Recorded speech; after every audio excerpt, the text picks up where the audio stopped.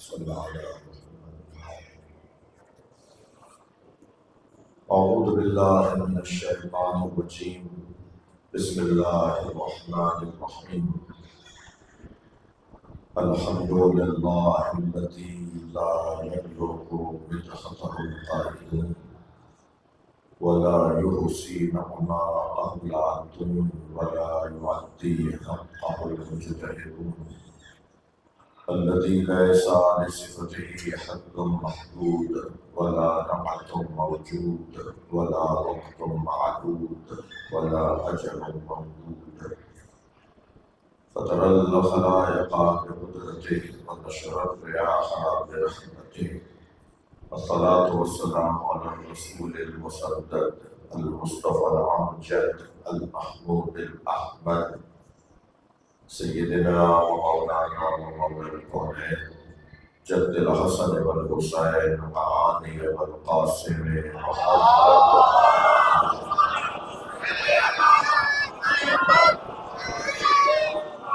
وآله الطيبين الطاهرين المعصومين الذين قال الله إنما يريد الله ليذهب عنكم الرجس أهل البيت ويطهركم تطهيرا۔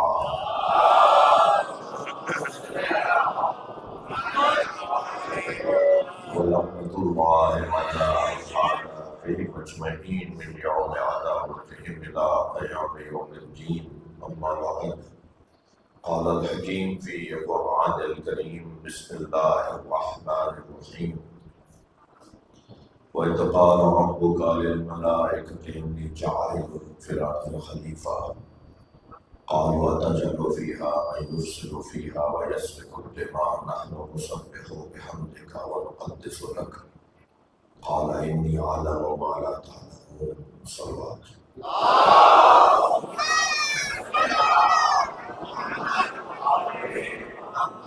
اس سے بلند صلوات۔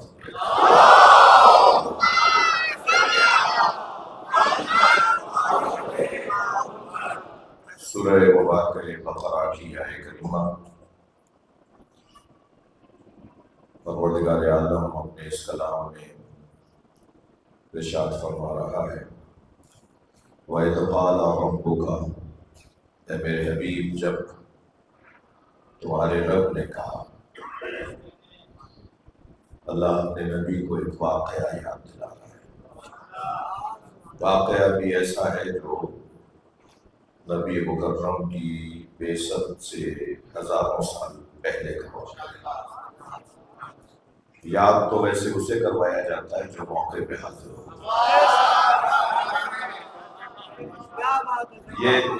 یہ جو مسلمان اور حتی شیعوں کے درمیان بھی کچھ لوگ ہیں جنہیں یہ بات سمجھ میں نہیں آتی جب کوئی کہتا ہے کہ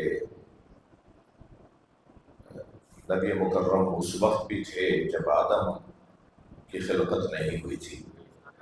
کہتا ہے کہ سرکار کی تو سن یکم عام الفیل میں، جس سال میں ہاتھیوں کا لشکر مکے کو خانہ کعبہ کو گرانے کے لیے، مکے پر حملہ کرنے کے لیے آیا تھا، اصحاب فیل، ابرہا کا لشکر، تو نبی کی تو ولادت اس وقت ہوئی تھی۔ آپ تو جلدی میں تو نہیں کہہ گئے یہ بات کہ حضرت نبی مکرم اس وقت بھی نبی تھے جب حضرت آدم کی خلقت نہیں ہوئی تھی۔ تو یہ کچھ ہمارے درمیان بھی بعض اوقات، تو جب تک یہ مسئلہ حل نہیں ہوگا، یہ مسئلہ، یہ الجھن اس وقت تک حل نہیں ہوگی جب تک میں اپنے آپ کو یہ بات نہیں سمجھاؤں گا کہ ان ہستیوں کی حقیقت اور ہے، ان کا ظہور اور ہے۔ اور ان کے دو جنبے ہیں، ان ہستیوں کے دو جنبے ہیں، دو پہلو ہیں، دو زاویہ نگاہ ہیں۔ ان کی حقیقت اور ہے اور ان کا ظہور اور ہے۔ جو جنبہ ان کا، دو جنبوں میں ایک جنبہ ان کا نور ہے، نوری جنبہ ہے، اور ایک بشری جنبہ ہے۔ تو نوری جنبہ جب ان کا غور کریں گے تو پھر بہت سارے، جب تک یہ تصور نہیں ہوگا بہت ساری الجھنیں دور نہیں ہوگی۔ مثلا بشری تقاضے کچھ اور ہیں، بشری تقاضے کچھ اور ہیں، اور نوری تقاضے کچھ اور ہیں. نوری تقاضوں کے مطابق یہ مثلا گہوارے میں بات کریں گے، مثلا ماں کے شکم میں بات کریں گے، مثلا دنیا میں آنے سے پہلے قرآن پڑھ کر آئیں گے. ابھی دنیا میں آئے نہیں ہوں گے کہ یہ فقیہ ہوں گے. مثلا اب یہ نوری پہلو ہے ان کا. وہ سمجھنے کے لیے ہمیں اپنا ایک عقیدہ، ہم بشر محض ہیں، ہم بشر محض ہیں، یہ محض بشر نہیں ہے. ہم محض بشر ہیں، یہ محض بشر نہیں ہے. ان کے ہاں دو پہلو ہیں، ایک نور اور ایک بشریت. اور بشریت میں بھی ان کے نورانیت غالب ہے. یعنی جو ان کا بدن مبارک ہے نا، وہ بھی عام بشروں کی طرح نہیں ہے. ان کے بشر کے اندر، بشر کہتے ہیں کھال کو، ظاہری حلیے کو، ظاہری چیز کو. یہ سارے ایک اعتبار سے بشر رکھنے والے لوگ ہیں، کھال رکھنے والے ہیں، گوشت رکھنے والے لوگ ہیں.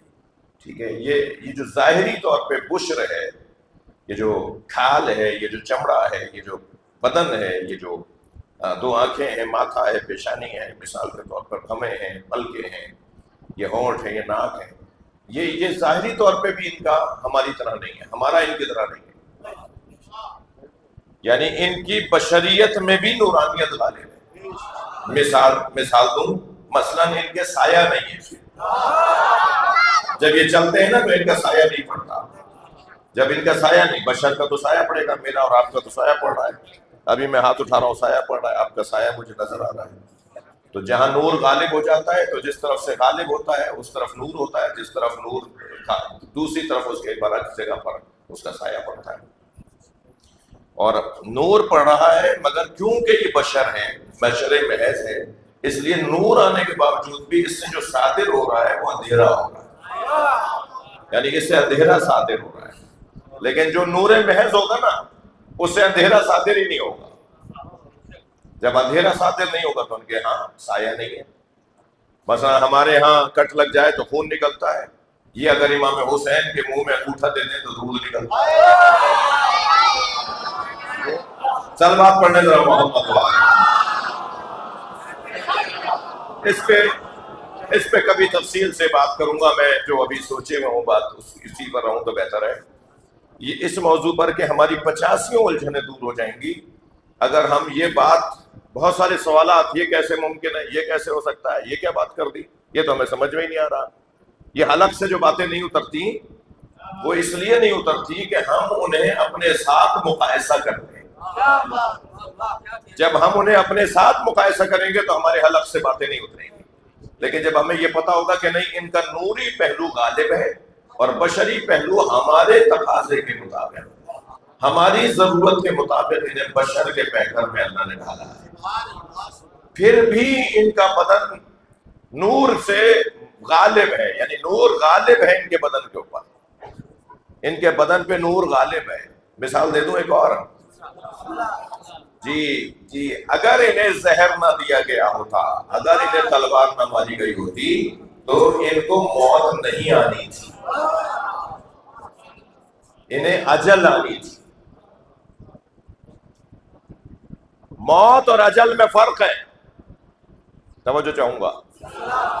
جسے اگر جس موت کو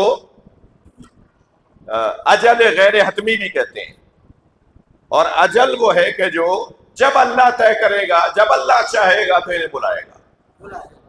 ان کے بدن کو اگر تلوار سے یا زہر سے نہ مارا گیا ہوتا تو ایسے لوگ اجل کے ذریعے سے بلائے جاتے ہیں، موت کے ذریعے سے نہیں بلائے جاتے. لہذا 4 مثالیں موجود ہیں جنہیں اللہ نے انسانوں میں سے اٹھا لیا تو ہزاروں سال سے اب بھی زندہ ہے. حضرت ادریس، حضرت الیاس، حضرت عیسیٰ، حضرت خضر، یہ 4 نبی آج تک اس لیے زندہ ہیں کہ انہیں ان لوگوں میں سے اٹھا لیا جو زہر دینے والے ہوتے ہیں، جو قتل کرنے والے ہوتے ہیں. لہٰذا یہ نوری پہلو ان کا ان کے بدن پر بھی غالب ہے. یہ ایک بحث کسی اور موقع کے لیے، مجھے اجازت ہے. لیکن یہیں سے ربط دے دیتا ہوں. اللہ نے حضرت آدم کی خلقت کے موقع پر فرمایا اے میرے حبیب یاد کرو وَإِذْ قَالَ رَبُّكَ، جب تمہارے رب نے کہا إِنِّي جَاعِلٌ فِي الْأَرْضِ خلیفہ، میں زمین پر خلیفہ بنانے والا ہوں. یعنی کوئی خبر نہیں دے رہا اللہ انشاء کر رہا ہے. انشاء اور خبر میں فرق ہے نا جی. یہ خبر نہیں دے رہا اللہ کہ میں بنانے والا ہوں، کل بناؤں گا، آج سے میں بتا رہا ہوں کل یہ کام ہوگا. یہ والا لہجہ نہیں ہے. ہمارے پاس زبان ہماری کمزور ہے نا، یعنی ہماری زبان اتنی وسیع ہے ہی نہیں کہ بالکل ہم تو ترجمانی کرتے ہیں، ترجمہ بھی نہیں کر پاتے. ترجمانی اور ہے، ترجمہ اور ہے. ہم معمولاً جو حدیثوں کا اور آیتوں کا ترجمہ کر رہے ہوتے ہیں وہ ترجمہ بھی نہیں ہوتا، ترجمانی ہوتا ہے. ہمارے الفاظ ہماری زبان میں الفاظ اتنے مضبوط نہیں ہیں. تو اب اس کا ترجمہ کیسے کروں گا؟ انی جاعل، جاعل اس میں فاعل ہے. یہ زمانے سے اس میں فاعل زمانے سے متعلق ہی نہیں ہوتا. اس میں فاعل تو تینوں زمانوں پہ غالب ہوتا ہے. قاتل جی، ذاہب اس میں فاعل ہے نا. اس میں فاعل تینوں زمانوں پہ، ماضی، حال، مستقبل ہے مولانا. لہذا یہ انی جاعل فی الارض خلیفہ ہے. یہ نہیں کہ میں آئندہ کل بنا رہا ہوں، میرا کام ہی بنانا ہے. میرا جو کام بنانا تھا اب میں زمین پر بنا رہا ہوں. ایسا نہیں ہے کہ یہ کوئی کل کام ہوگا. میرا کام تھا اس کا اظہار میں اب کر رہا ہوں. کیا کر رہے ہیں؟ کیا کر رہا ہے اللہ؟ جاعل فی الارض خلیفہ، زمین پر خلیفہ بنا رہا ہوں. قالو، تو کس سے کہا تھا رب نے؟ تمہارے رب نے للملائکہ، فرشتوں سے کہا تھا. فرشتوں سے اللہ نے کہا تھا. تو پھر اللہ ہی خود بتا رہا ہے کہ پھر فرشتوں نے جواب دیا. قالو اتجعل فیہا من یفسد فیہا، انہوں نے کہا تو اسے بنا رہا ہے جو زمین پر فساد پھیلائے گا. جی، اتجعل فیہا من یفسد فیہا، جو زمین پر فساد پھیلائے گا، ویسفک الدماء، اور پھر سفک کے دماء کرے گا، خون بہائے گا. یاد رہے کہ خون بعد میں بہتا ہے، فساد پہلے ہوتا ہے. تھوڑی گردن ہلا دینا، بات جا رہی ہو جی. یہ جو خون ریزی ہے نا، یہ فساد کا نتیجہ ہے. پہلے فساد، قرآن کی زبان میں جو حفاظتی اداروں کے لوگ بیٹھے ہیں، میں ان کو مخاطب کر کے کہہ رہا ہوں کہ اگر آپ کو ماحول سے بدامنی کو ختم کرنا ہے تو قاتلوں کو پکڑ کے جیلوں میں ڈالنے کا فائدہ نہیں ہوگا. فاسدوں کو، مفسدوں کو، فسادیوں کو صلوات پڑھنے ذرا محمد وہاں.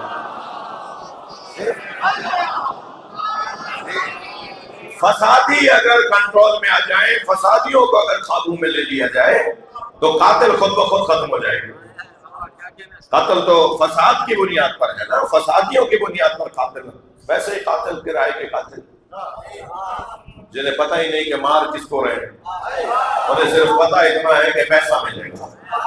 انہیں پتہ ہے کہ بس ہمارے مولوی صاحب نے کہا ہے، ہمارے مفتی صاحب نے کہا ہے، ہمارے فلاں رہنما نے کہا ہے، ہمارے فلاں سردار نے کہا. سارا غصہ مفتیوں پہ ہی نہیں ہونا چاہیے نا. ہمارے فلاں سردار نے کہا ہے، ہمارے فلاں وڈیرے نے کہا ہے، ہمارے فلاں چودھری نے کہا ہے. تو اصل تو اسے پکڑنا چاہیے جس نے کہا ہے. اور پھر کیا ہوتا ہے؟ وہ جا کے مار کے آ جاتا ہے. اسے بعد میں خبر ہوتی ہے جب اسے پکڑ لیا جاتا ہے کہ کس کو مارا ہے. تو یہ کرائے کے قاتلوں کا جو مزاج ہے نا، یہ بہت پرانا ہے. یہ بہت پرانا ہے. بدر میں بھی ایک کرائے کا قاتل لائے تھے. جنگ بدر میں بھی ایک کرائے کا قاتل لائے تھے جس کا نام نوفل لکھا ہے. اور جب نوفل کو لے کر آئے نا تو سرکار کو معلوم ہوا کہ نوفل کو لے کر آئے یہ پیسے کی آفر کر کے، اس کو اتنے ملیں گے، چلو مارنے چلتے ہیں. وہ بھی آ گیا، اسے بھی پیسہ چاہیے تھا. وہ جب وہاں پہنچا، سرکار کو معلوم ہوا کہ نوفل کو لے کر آئے، تو حضرت نے دونوں ہاتھ اٹھا کے دعا کی، اللہم اکفنی نوفلا، یا اللہ میری امت کو نوفل سے بچا. سرکار نے یہ دعا کی. جنگ اور جہاد شروع ہوا. اور جب جہاد بڑھنے لگا اور جنگ خمسان کی پڑنے لگی تو نبی نے ایک ٹیلے پہ کھڑے ہو کر جو جنگ کا مناظرہ کر رہے تھے، جنگ کا منظر دیکھ رہے تھے. حضرت دیکھ رہے تھے کہ کیسے جنگ ہو رہی ہے، جہاد ہو رہا ہے. تو مولا علی نے دور سے دیکھا کہ حضرت کسی کو ڈھونڈ رہے ہیں، جیسے غور سے وہاں دیکھ رہے ہو، جیسے غور سے وہاں دیکھ رہے ہو. تو مولا نے دور سے آواز دے کر کہا یا رسول اللہ کسی کی تلاش ہے؟ تو نبی نے فرمایا من لعلم بنوفل، کوئی جانتا ہے نوفل کہاں ہے؟ تو مولا علی نے آواز دے کر کہا یا رسول اللہ میں نے اسی وقت مار دیا۔ صلوات پڑھنے محمد وآلہ۔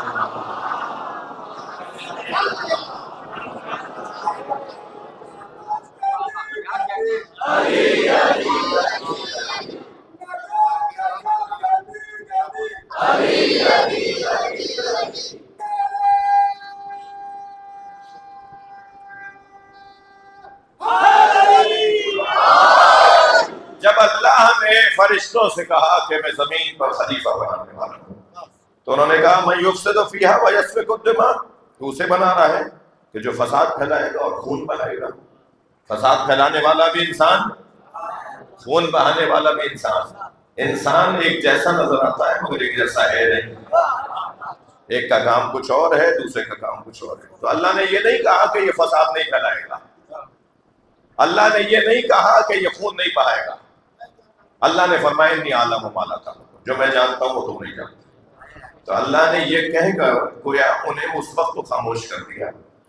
میرا دل احساس کہتا ہے کہ جب جب اس انسان نے فساد پھیلایا ہوگا، جب جب اس انسان نے خون بہایا ہوگا تو فرشتوں نے اپنی فائل میں ایک اور کاغذ بڑھایا ہوگا۔ یا اللہ ہم نہیں کہتے تھے، پھر خبر آئی پھر یا اللہ ہم نہیں کہتے تھے، اور اللہ کا جواب وہی چلا آ رہا ہے جو میں جانتا ہوں وہ تم نہیں جانتے۔ پھر ایک ایسا مرحلہ آیا جب ایک بھائی دوسرے بھائی کے بستر پہ سویا، تب فرشتوں نے کہا آؤ اپنے مقدمے کا جواب دینے جاؤ، میں نے یہ ساری کائنات ان لوگوں کے لیے نہیں بنائی تھی، ان دو بھائیوں کے لیے بنائی۔ صلوات پڑھ لیں محمد وآلہ۔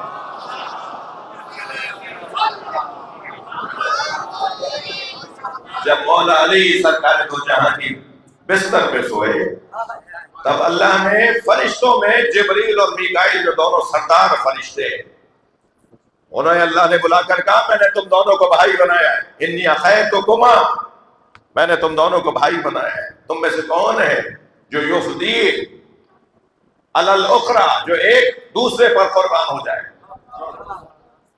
کون ہے جو دوسرے پہ قربان ہو جائے؟ تو فاختار کل منہما الحیات، تو حدیث کہتی ہے دونوں نے کہا ہم تو زندہ رہنا چاہتے ہیں۔ حتیٰ جبرائیل علیہ السلام اور میکائیل علیہ السلام دونوں نے کہا ہم تو زندہ رہنا چاہتے ہیں۔ جب انہوں نے کہا ہم دونوں زندہ رہنا چاہتے ہیں تب اللہ نے کہا اب ذرا زمین میں دیکھو، میں نے دو بھائی اور بھی بنائے تھے، میں نے محمد کو علی کا بھائی اور علی کو محمد کا بھائی بنایا تھا، ذرا زمین میں دیکھو ایک بھائی دوسرے بھائی پہ قربان ہو گیا۔ واہ،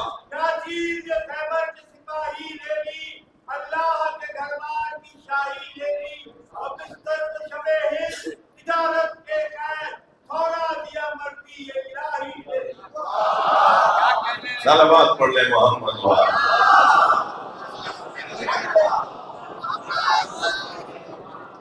اب یہ جس بھائی نے دوسرے بھائی پہ جان کو قربان کیا، اس بھائی نے سودا اللہ سے کیا ہے۔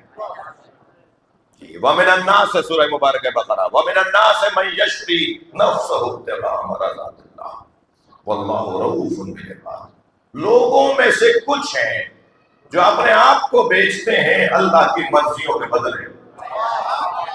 کیا لہجہ ہے پروردگار عالم، لوگوں میں سے کچھ ہیں، اچھا کچھ ہی ہوتے ہیں بھائی،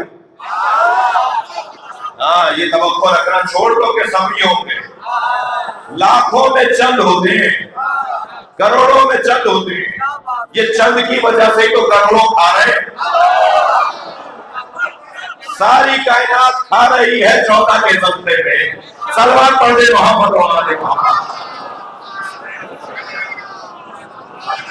ہاں یہ ذہن میں رہے، کچھ ہی ہوتے ہیں، کچھ ہی ہوتے ہیں۔ حیدرآباد میں کتنے لاکھوں لوگ رہتے ہیں، مجلسوں میں کتنے آتے ہیں؟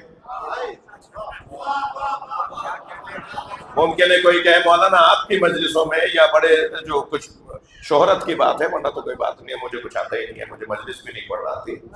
اس اقرار کے ساتھ بول رہا ہوں کہ بھئی یہاں تھوڑا بہت آپ کے یہاں امام بارگاہ بھر جاتے ہیں، مگر میرے یہاں بھی اگر امام بارگاہ میرے آپ کا احسان آپ سننے آ جاتے ہیں تو بھی کیا بتائیے حیدرآباد کتنی فیصد آتے ہیں لوگ؟ میں کہتا ہوں حیدرآباد کے مومنین کی تعداد میں 1% لوگ مجلس میں آتے ہیں جب یہ امام بارگاہ فل ہو جائے. تو مجھے بتائیے پورے حیدرآباد والوں کی عزت ہے نا 1%؟ یہ 1% پورے حیدرآباد والوں کی عزت بڑھا رہے ہوتے ہیں. تو کچھ ہوتے ہیں جو اپنا کردار ادا کرتے ہیں، ان کچھ کی وجہ سے تو کائنات چل رہی ہے. یہ کوئی اگر یہ کہہ دے صاحب ہم کیا کر لیں گے، اتنے سے لوگ کیا کر لیں گے، یہ سوچنا بالکل غلط ہے. من الناس من یشرف، لوگوں میں سے کچھ ہیں. اچھا اس لہجے کی اور آیتیں بھی ہیں، میرا یہ مضمون نہیں ہے، مگر آپ کا ذوق مجھے آمادہ کر رہا ہے کہ ایک منظر اور دکھاؤں. من المؤمنین رجال، مومنین میں سے کچھ مرد ہیں. یہ قرآن ہے بھائی. من المؤمنین رجال، مومنین میں سے کچھ ہمت والے ہیں. صدقوا ما عہد اللہ علیہ، جو اللہ سے کیے ہوئے عہد کو پورا کر دیتے ہیں. صدقوا ما عہد اللہ علیہ، جو اللہ سے کیے ہوئے عہد کو پورا کر دیتے ہیں. ومنہم من قضى نحبہ ومنہم من ينتظر، کچھ لوگوں نے وعدہ پورا کر دیا اور کچھ لوگ وعدہ پورا کرنے کے منتظر ہیں. وما بدلوا تبدیلا، اور یہ لوگ جو وعدہ کر لیتے ہیں اپنا عہد مان لیتے ہیں تو پھر عہد کو توڑتے نہیں. تو کچھ لوگ ہوتے ہیں بھائی، کچھ ہی لوگ ہوتے ہیں.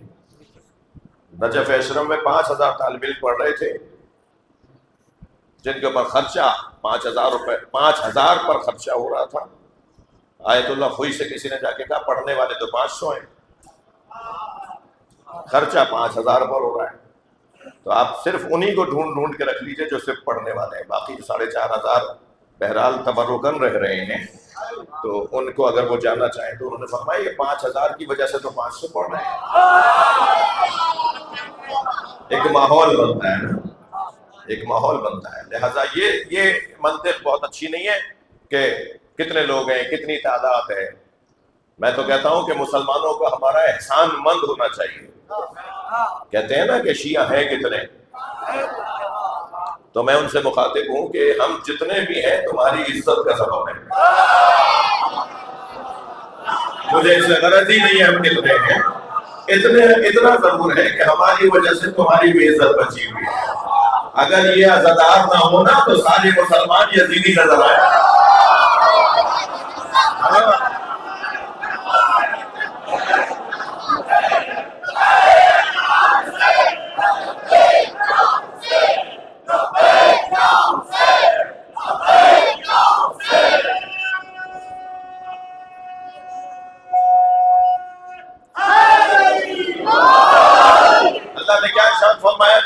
جانتا ہوں وہ تم نہیں جانتے.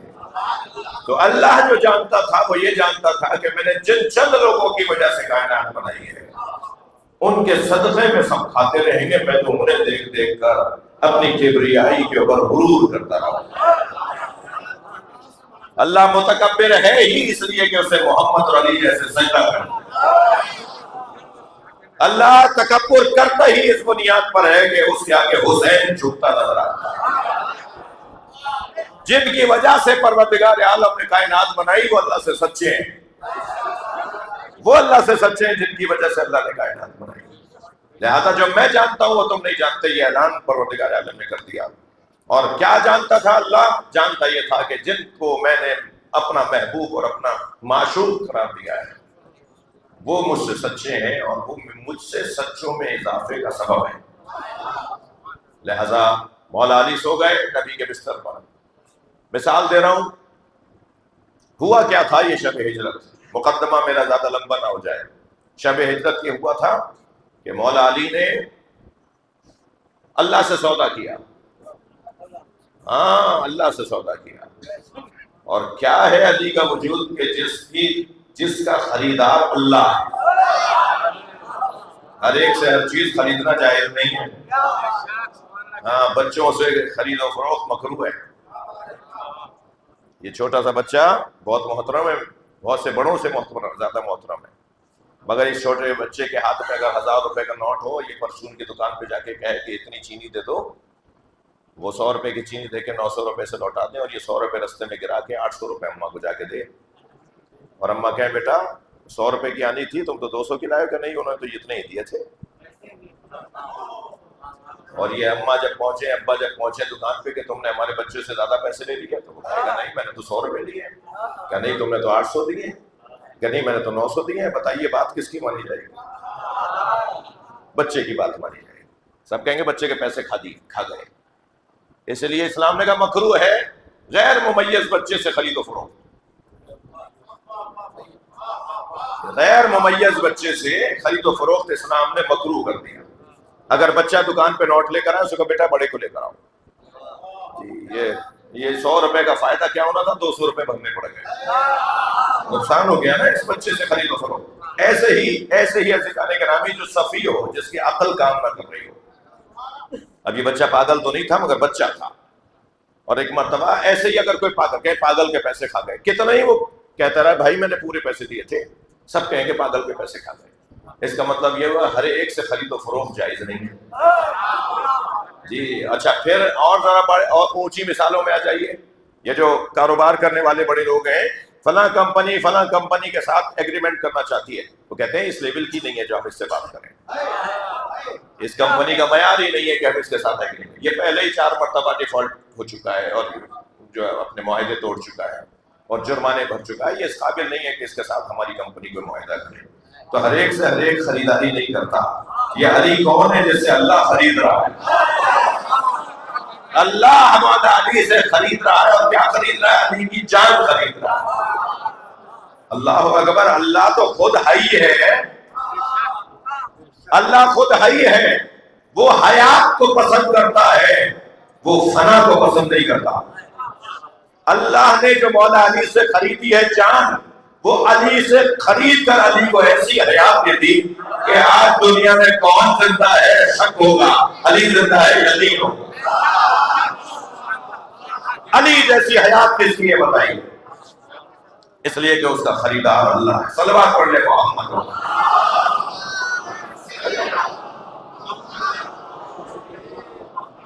اور جب جد نے میراث بیچ دی ہو،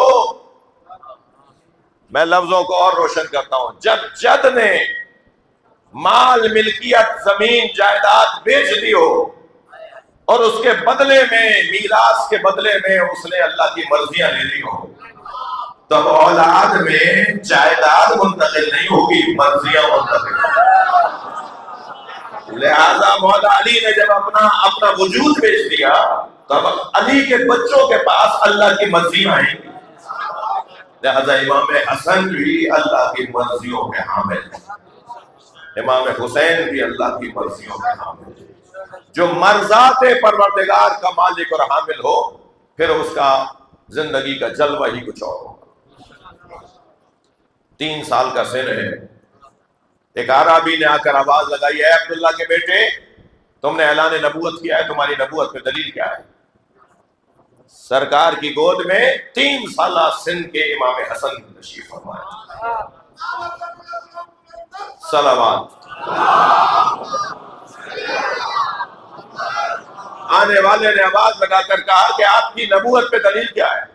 3 سال کا سن امام حسن کا، سرکار کی آغوش میں بیٹھے، میرے مولا نبی نے پیشانی کا بوسہ دیا، فرمایا یہی بچہ میری نبوت پہ دلیل ہے، یہی بچہ میری نبوت پہ دلیل ہے۔ وہ کہنے لگا ھذا الصبی، یہ بچہ۔ تو جیسے اس نے کہا نا یہ بچہ، تو میرے مولا حسن بولے، فرمایا سل فقیہ ولا صبیہ، تو ایک فقیہ سے پوچھے گا، بچے سے بات نہیں کرتا۔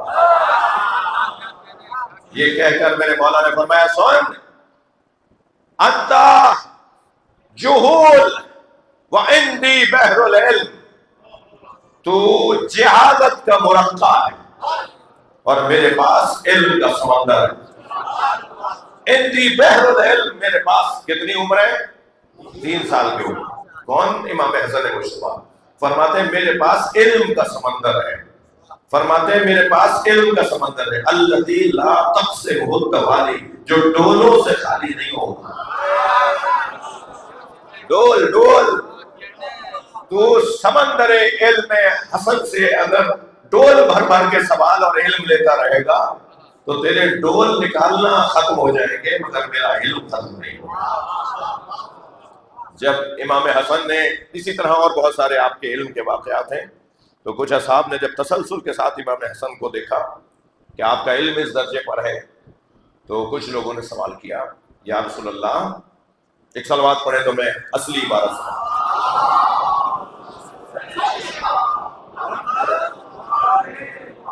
یا رسول اللہ، آپ کا فرزند، آپ کا صدق اکبر، آپ کا بڑا بیٹا، اس کا علم کسی کے علم کے ساتھ مقایسہ نہیں ہو سکتا، یہ علم اس کو کیسے عطا ہوا، یہ علم اسے کیسے ملا؟ تو میرے مولا نبی نے فرمایا ان الحسن لیس حالہ کا حال غیرہ، میرے حسن کو دوسروں کے ساتھ مقایسہ نہیں کرو، میرے حسن کا مقایسہ کسی اور کے ساتھ نہیں ہوگا۔ اس کے بعد آپ نے جو جملہ فرمایا انہ فی تلک الحال، یہ جو میرا بیٹا حسن ہے نا، میرا بیٹا حسن اس حالت میں، جس حالت میں ہے، کس حالت میں ہے میرا بیٹا؟ جس حالت میں ہے یطالع لوح المحفوظ، یہ جب چاہتا ہے لوح محفوظ پڑھ لیتا ہے۔ تھک گئے آپ میری بات؟ جی یہ تو حدیث میں ایک عبارت ملی کہ یطالع لوح المحفوظ، حسن مجتبیٰ لوح محفوظ کا مطالعہ جب چاہتا ہے کر لیتا ہے۔ لیکن میں نے ایک اور عبارت بھی پڑھی ہے، اور عبارت یہ ہے ان الحسن یطالع لوح المحفوظ، یہ تو ابھی سنا ہی میں نے جو ایک اور عبارت پڑھی ہے ان الحسن یلاحظ لوح المحفوظ، میرا بیٹا حسن لوح محفوظ کا ملاحظہ کرتا ہے۔ تھوڑا سا دقت بڑھائیں تو میں بھی اپنے بیان کو، مطالعہ اور ہے، ملاحظہ اور ہے، مطالعہ اور ہے، ملاحظہ اور ہے۔ مطالعہ جو ہے وہ ہے، اچھا میں مثال دیتا ہوں، شاعر اہل بیت جناب ساجد ظہری صاحب تشریف فرمائے ہیں، مثلا میں نے کچھ اپنے اشعار کا مجموعہ مرتب کر کے ساجد بھائی کو بھیجا، شاید ساجد بھائی اس کا ذرا مطالعہ کیجیے گا، اس میں پیغام کچھ اور ہے، یعنی میں اپنے آپ کو کچھ سمجھتا ہوں، میں اپنے آپ کو کچھ سمجھتا ہوں، اپنے شاعری کو کچھ سمجھتا ہوں، اپنے شعر کہنے کو میں معتبر جانتا ہوں، میں اپنے آپ کو شاعر مانتا ہوں، میں نے کہا مطالعہ کیجیے گا، اس میں میرا ہاتھ غلبہ رکھتا ہے، میری بات اونچی ہے، میری بات اوپر ہے۔ ایک مرتبہ میں کہتا ہوں کہ ساجد صاحب یہ اپنے اشعار کا مجموعہ بھیج رہا ہوں، اس کو ذرا ملاحظہ کیجیے گا۔ اس کا مطلب کچھ اور ہے، اس کا مطلب یہ ہے کہ اگر کسی مصرے میں کوئی جھول ہو تو آپ وہ مصرع ٹھیک بھی کر سکتے ہیں۔ ملاحظہ اور ہے، مطالعہ اور ہے۔ میں کہتا ہوں دونوں حدیثیں مان لیجئے کہ سرکار نے فرمایا میرا حسن لوح محفوظ کا مطالعہ کرتا ہے، یہ بھی ٹھیک ہے، اور میرا حسن لوح محفوظ کا ملاحظہ کرتا ہے، یہ بھی ٹھیک ہے۔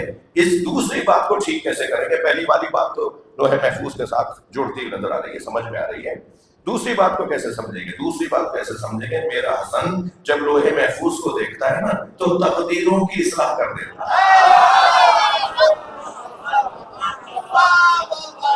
صلوات پڑھیں محمد و آل محمد۔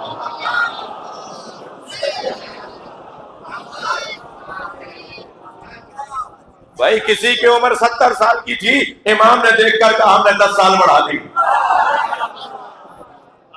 کسی کے رزق میں یہ تنگی تھی، امام نے دیکھ کر کہا ہم نے اس کو وسیع کر دیا۔ یہ بات امام حسن مجتبیٰ کی ہو رہی ہے، اللہ کی نہیں ہو رہی۔ یاد رہے اللہ کا مقام یہ ہے کہ جس کے آگے حسن جھک جائے اسے اللہ کہا جائے۔ صلوات پڑھنے محمد و آل محمد۔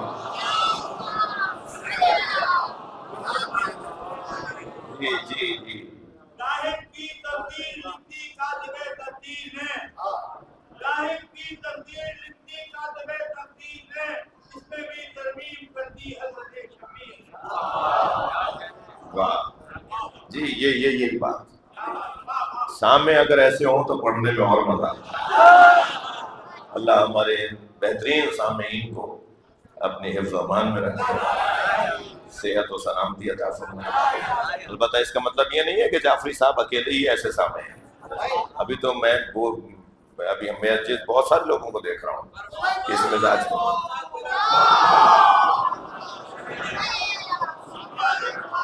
یہ بلند تر صلوات نہیں تھی بھائی.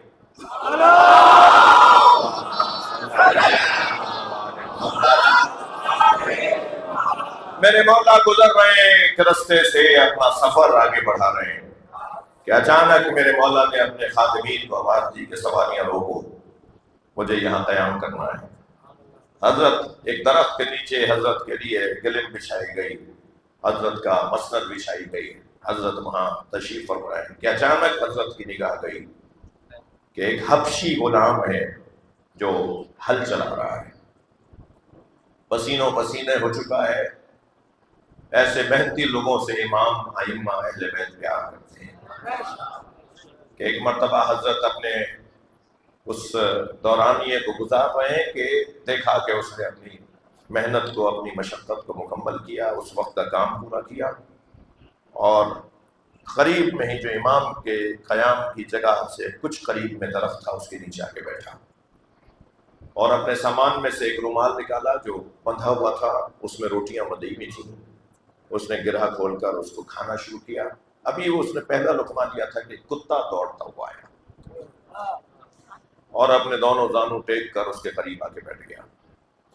تو حضرت نے دیکھا کہ یہ ایک لقمہ خود کھاتا ہے اور ایک لقمہ اسے ڈالتا ہے. اس نے اپنے حصے کی روٹی میں سے ایک ایک لقمہ خود کھا کر ایک ایک لقمہ اسے دینا شروع کیا. جب اس نے اس طرح سے کھانا مکمل کر لیا تو حضرت اپنی جگہ سے کھڑے ہو گئے. دیکھیے جو بڑے دل کے لوگ ہوتے ہیں، جو سخی لوگ ہوتے ہیں، پھر انہیں امام کے پاس نہیں جانا ہوتا.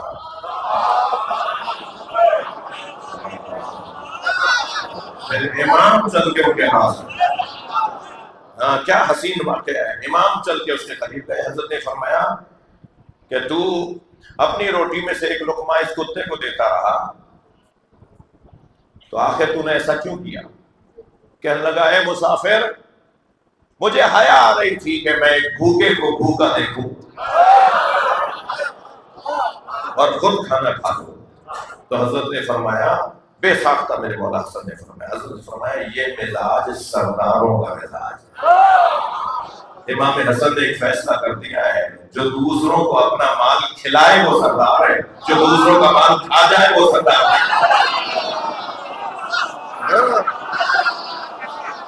صلوات پڑھنے ذرا محمد والا کے بعد.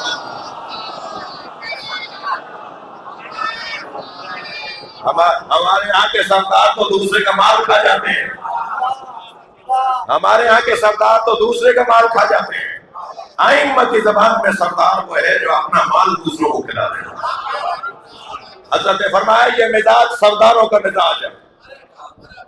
تو ایک حبشی غلام نہیں، تو سردار ہے. کہا میں آپ کو جانتا نہیں، میں اپنے آپ کو جانتا ہوں کہ میں غلام ہوں. حضرت نے فرمایا میں نے کہہ دیا تو سردار ہے تو سردار ہے. فرمایا تیرا مالک کون ہے؟ اللہ اکبر. فرمایا تیرا مالک کون ہے؟ کہ وہ سامنے جو گھر نظر آ رہا ہے وہ میرے مالک کا ہے. حضرت نے اپنے صحابہ کو، اپنے اصحاب سے فرمایا جا کے اس کے مالک سے کہو کہ کوئی مسافر ہے جو تم سے ملنا چاہتا ہے. اسے اطلاع ہوئی، وہ آگے حضرت کے قریب. حضرت نے فرمایا یہ تمہارا غلام ہے؟ کہنے لگا یہ میرا غلام ہے. حضرت نے فرمایا میں اسے خریدنا چاہتا ہوں. کہا یہ بہت محنتی ہے. حضرت نے فرمایا جو رقم کہے گا میں دوں گا. اس نے مروجہ رائج رقم سے زیادہ رقم بتائی. حضرت نے فوراً وہ رقم ادا کی. پھر وہ جانے لگا تو حضرت نے فرمایا کہاں جا رہے ہو؟ بتاؤ اس زمین کی کتنی قیمت ہے. سبحان اللہ. اس نے کہا میں نہیں بیچنا چاہتا. حضرت نے فرمایا جتنی رقم کہو گے دوں گا. اس نے 4 برابر رقم اس کی بولی. حضرت نے فرمایا رقم ادا کرو. حضرت نے اس زمین کی 4 برابر رقم ادا کی اور جب حوالہ لکھوا لیا، رقم دے دی اور تحریر لکھوا لی، تو حضرت نے وہ تحریر اس حبشی غلام کو دے کر کہا تو سردار ہے. صلوات پڑھنے محمد و آل.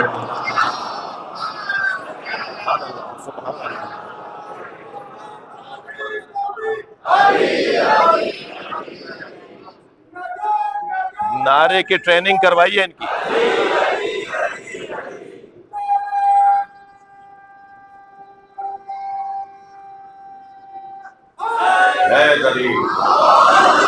ماشاءاللہ. میں نے ابھی ان سے کہا ہے کہ ان کے نعرے کی ٹریننگ کروائی جائے. میں نعرہ تو مولا کا ذکر ہے، میں کیسے روک سکتا ہوں ٹوک سکتا ہوں، مگر نعرہ پھر نعرے مجلس کی مناسبت سے رہے ایسے.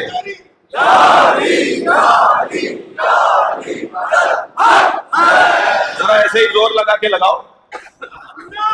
نہیں یہ لگائے، چلے آپ بھی لگا لیں. ایسے ہی زور لگا کے لگاؤ. نہیں نہیں بھائی، زور لگا کے لگاؤ. ہاں زور سے.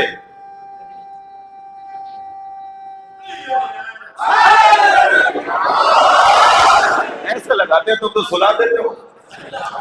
صلوات پڑھے ذرا محمد.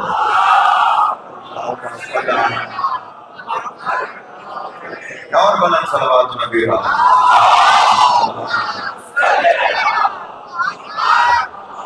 اب وہ ہمارے ساتھ وہ علی رضا راجہ ہوتا نا خیر پور والا، تو کہتا مولانا نے کتنے کام کرنے ہیں، نعرہ بھی سکھانا ہے کہ نعرے کیسے لگائے جاتے ہیں. مجھے معاف کیجیے گا، میں بہت عرصے سے کیونکہ سوچ رہا تھا یہ بات، اب میں نے کہا بھول جاتا ہوں ممبر سے اتر کے، تو ممبر سے ہی بول دوں. اچھا ہے، تو یہ بہت عرصے سے سوچا مطلب میں نے کہا ان کو نعرہ ذرا، نعرہ ہوتا ہے، نعرہ تو میدانوں کا ہوتا ہے. ایسے صلوات محمد وآلہ.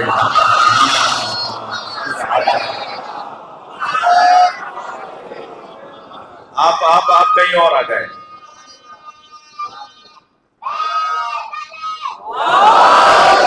اے میرے مولا نے حبشی غلام کو سردار بنا.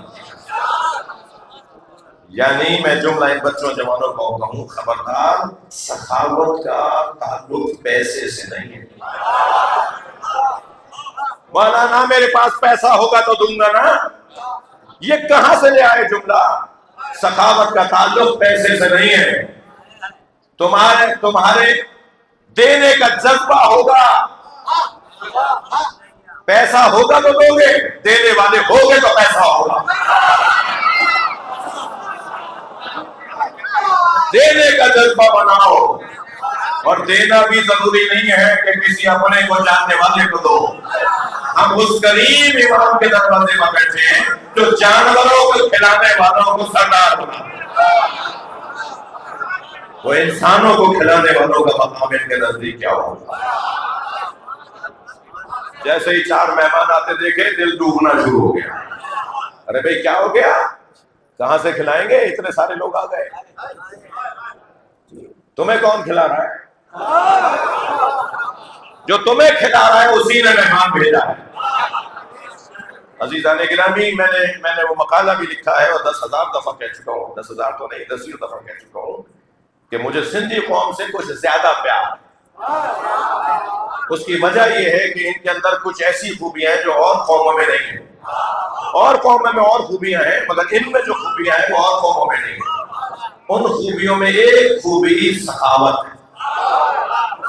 ہاں، لسی اور سوکھی روٹی رکھ دے گا مگر یہ نہیں بولے گا کہ کہاں سے کھلاؤں. اللہ اللہ خوبیوں میں اضافہ فرمائے. صلوات پڑھے محمد وآلہ.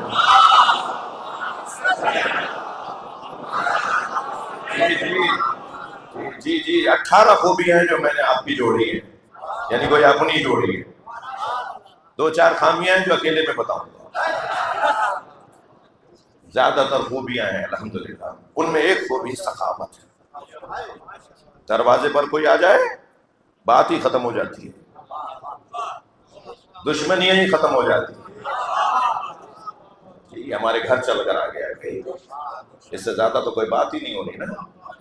یہ پسند ہے اہل بیت، یہ صفت اہل بیت کی صفتوں میں سے. یہ اہل بیت کے چاہنے والوں میں ایسا ہی ہونا چاہیے. جی امام حسن یعنی حلم، امام حسن یعنی سخاوت. خاص طور پر میں آپ جوانوں اور بچوں سے کہوں گا، بزرگوں نے جو کرنا تھا کر دیا، بہت اچھا کیا ہے بزرگوں نے، بہت اچھا وقت گزارا ہے بڑوں نے. آپ جوانوں سے میں عرض کر رہا ہوں جو مجلس میں اکثریت میں ہیں، وہ یہ عرض کر رہا ہوں آپ سے کہ حسن مولا کی سیرت پہ عمل کا ایک عنوان، امام حسن کی سیرت کا ایک عنوان وہ یہ کہ اپنے مخالفوں کو معاف کرنے کا جذبہ بڑھاؤ، اور اگر مخالف اپنا ہی ہو تو پھر تو یہ بہت لازم عمل ہے۔ چچا کا بیٹا، ماموں کا بیٹا، اسکول میں ساتھ پڑھنے والا، 4 سال تک نوکری ساتھ کرنے والا، اس سے ہماری لڑائی ہو گئی تھی، جھگڑا ہو گیا تھا، اس نے بھی دل میں برائی بٹھائی ہوئی ہے، میں نے بھی دل میں برائی بٹھائی ہے، وہ آ رہا ہوتا ہے راستہ بدل دیتا ہوں، وہ سلام کرتا ہے جواب نہیں دیتا، یہ امام حسن کے چاہنے والوں کی نشانی نہیں ہے۔ میں اپنوں کی بات کر رہا ہوں، میں یہ بات آج شام شروع میں کر چکا ہوں، یہ واقعہ کہ حضرت مدینے میں ایک جگہ سے دوسری جگہ جا رہے ہیں، آپ کے چاہنے والوں کا حلقہ آپ کے ساتھ چل رہا ہے۔ تو ایک شام کا مسافر ہے جس کے دماغ میں پہلے ہی اہل بیت کی نفرت ڈالی گئی ہے، وہ مدینے میں داخل ہوتا ہے، کسی سے پوچھتا ہے یہ کون ہے جن کا اتنا احترام ہے؟ تو اس نے کہا یہ، جس سے پوچھا تھا اس نے کہا یہ حسن مجتبیٰ ہے۔ تو وہیں دور سے امام کو ایک نامناسب جملہ اس نے کہا، سب کو شتم مولا کے لیے اس نے کہا ہے، ناسزا، نامناسب جملہ، فحش حضرت کو دینا شروع کی۔ جیسے ہی اس نے بے ادبی شروع کی، چاہنے والوں کو غصہ ہونے لگا، بڑھنے لگا، حضرت نے فرمایا خاموش، کوئی کچھ نہ بولے، اسے بولنے دو۔ حضرت جا کسی اور طرف رہے تھے، اس کی طرف رخ کیا، قریب ہونے لگے، جیسے جیسے حضرت قریب ہونے لگے اس کی بدتمیزی بڑھنے لگی، بالکل قریب جا کے کھڑے ہو گئے، وہ بولتا رہا بولتا رہا بولتا رہا، بول بول کے تھک گیا۔ جب خاموش ہو گیا تو حضرت نے فرمایا یہ جو کچھ تو کہہ رہا تھا اگر یہ سچ کہہ رہا ہے تو اللہ ہمیں معاف کرے، اور اگر غلط کہہ رہا تھا تو میں دعا کر رہا ہوں اللہ تجھے معاف کرے۔ اللہ اکبر۔ حضرت نے فرمایا تو مدینے کا رہنے والا نہیں ہے، تو کہیں اور کا مسافر ہے۔ حضرت جانتے تھے کون ہے، تو یہاں کا رہنے والا نہیں ہے، مسافر ہے، چل ہمارے ساتھ کھانا کھا لے، کچھ دیر آرام کر لے، تجھے آگے کہیں جانا ہے تو ہم سے سواری لے لے، اور جب تو جانے لگے گا تب میں تجھ سے پوچھوں گا کہ تو کیا کہہ رہا تھا۔ پیروں میں گر گیا، اتنا اونچا اخلاق، یہاں تو ایک جملہ کہنے پر میری گردن اڑا دی جاتی ہے، میں نے سب کچھ کہہ دیا، بہت کچھ کہہ دیا، مگر آپ کو تو کچھ اس کا اثر ہی نہیں ہوا، اتنا اونچا اخلاق۔ امام حسن کے لیے ہے کہ لو کان الحلم شخصا، اگر حلم، بردباری، صبر، برداشت شخصیت بنا کر بھیجی جائے لکان الحسن،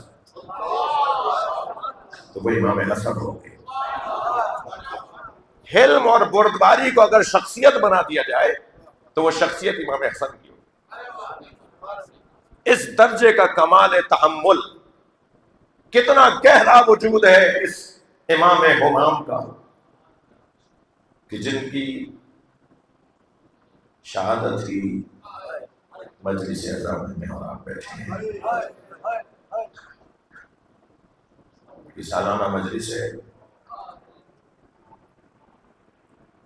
ابھی کچھ دیر کے بعد آپ ایک تابوت کی زیارت کریں گے، یاد رہے زہر دے کے مارا ہے،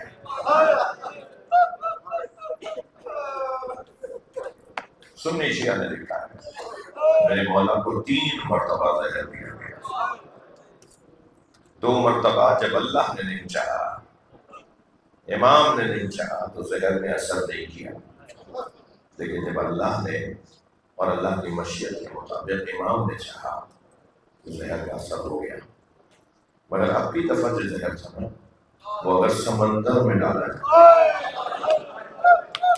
تو اس زہر کا مار اور کاٹ اتنی تھی کہ سمندر کی مخلوقات مر جاتی۔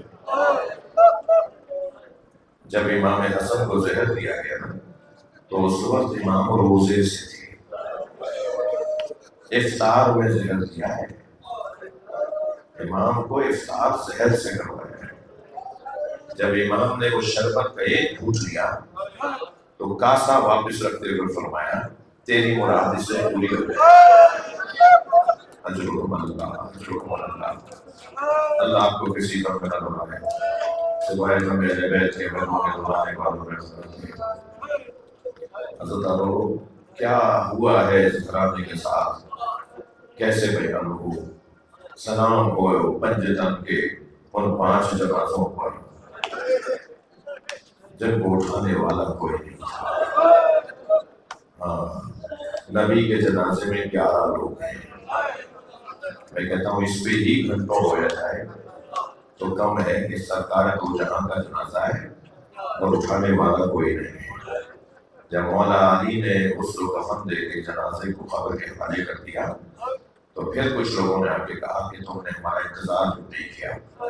تو مولا نے فرمایا میں اہل بیت ہوں، اہل بیت پر ذمہ داری ہوتی ہے کہ وہ اس کو کفن کا انتظام کریں، وہ تدفین کا انتظام کریں۔ میں تمہارا محتاج نہیں تھا۔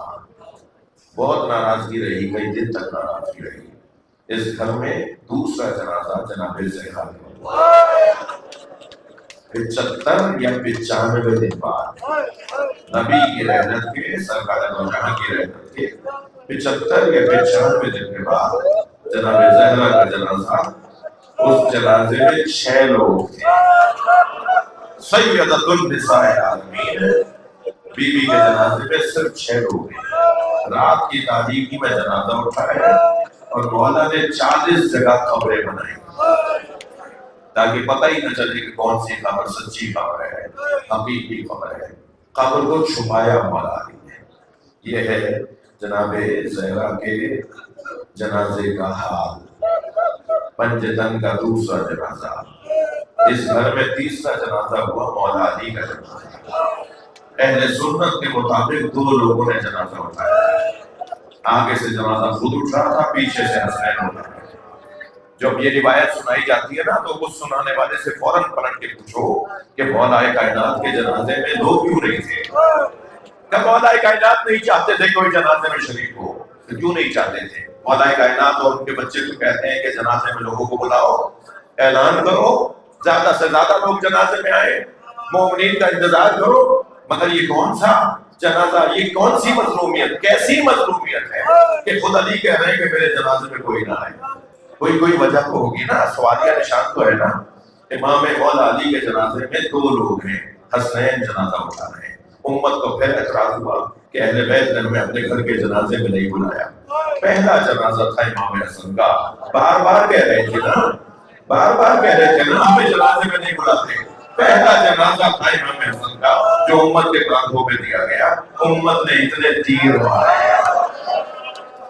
تیر مارے کہ جنازہ واپس گھر میں لایا گیا۔ اجر و ثواب اللہ۔ دنیا کا کوئی جنازہ برآمد ہونے کے بعد واپس گھر میں نہیں آتا، جب گھر سے چلا جاتا ہے تو قبرستان چلا جاتا ہے۔ یہ امام حسن کا جنازہ گیا ہے پھر واپس آیا ہے۔ منظر بڑا عجیب ہے۔ مولا عباس نے تلوار کھینچی تو حضرت حسین مولا کی آواز آئی، عباس یہ مدینہ ہے کربلا ہے۔ اس وقت میں حضرت عباس کو تلوار چلانے کی اجازت نہ ہوئی۔ گھر میں جب جنازہ لے کر آئے نا سارے بھائی جنازہ لے کر آئے تو جناب زینب نے پہلا سوال یہ کیا، میرے بھائی کو کس نے مارا؟ برابر کی بہنوں نے جنازے سے تیر نکالے۔ اس وقت میں جناب زینب نے دیکھا کہ حضرت عباس دیوار سے سر لگا کے رو رہے ہیں۔ تو جناب زینب نے آواز دے کر کہا، بھائی حسین عباس کو سنبھال دو، کہیں عباس کا جگر پھٹ نہ جائے۔ اللہ اکبر۔ یہ 4تھا جنازہ تھا پنجتن کا جس کا یہ حال ہوا۔ 5ویں جنازے کا حال بتا دوں، اتنے گھوڑے دوڑائے امام حسین کے بدن پہ، اتنے گھوڑے دوڑائے کہ زینب پہچان نہیں پائی ہے میرے بھائی کا لاشا ہے۔ جب آئی ہے نا اپنے بھائی کے لاشے پر تو بس ایک ہی جملہ کہا، انتا فی زینب، کیا تم ہی زینب کے بھائی حسین ہو؟ ماتم حسین یا حسین۔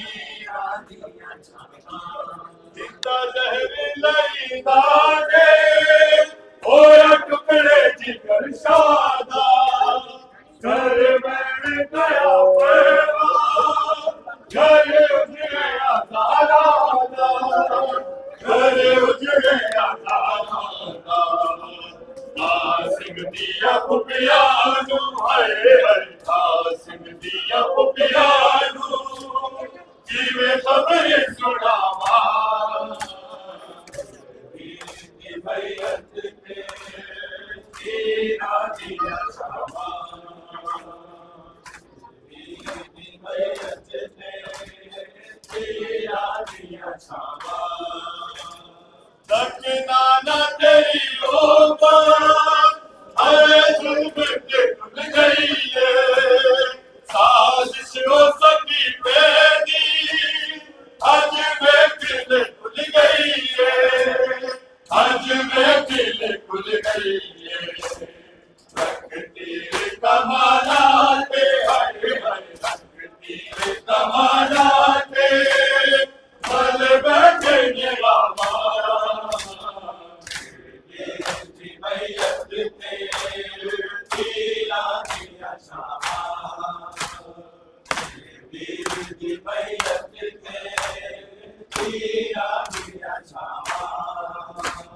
लाया ताज मेरे से तो मेरा फिर मुसलमाना जो दाए मेरा पासे आवे फिर जरा जाना आवे फिर जरा जाना सद रोजा तेरा गाना है सद रोजा तेरा गाना तेरे देश में जावा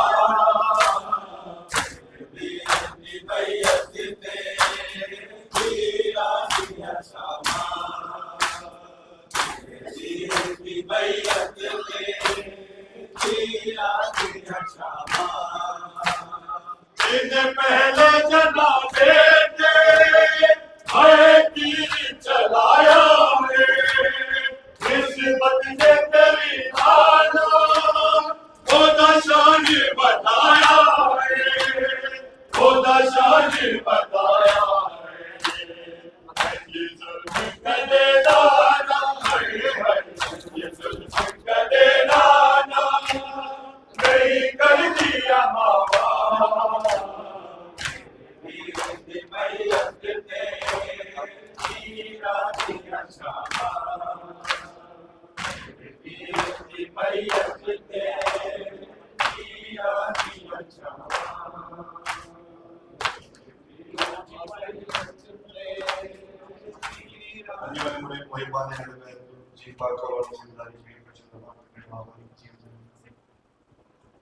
मोहम्मद आए मोहम्मद बुलंद